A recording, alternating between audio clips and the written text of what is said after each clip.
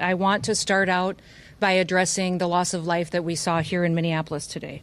Any loss of life is a tragedy, and I think all of us can agree that in this situation it was preventable.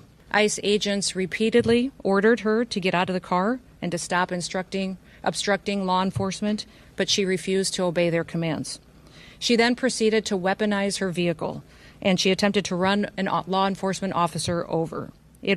This appears as an attempt to kill or to cause bodily harm to agents, an act of domestic terrorism. I say that he doesn't know what he's talking about. It's very clear that this individual was harassing and impeding law enforcement operations.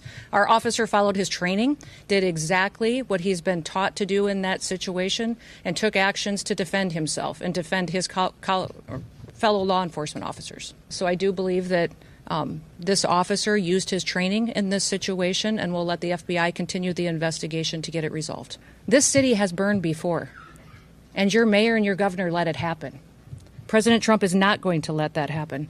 He and our federal law enforcement officers are here to bring peace and to bring public safety and to ensure that criminal activity is stopped and that people who perpetuate it will face consequences.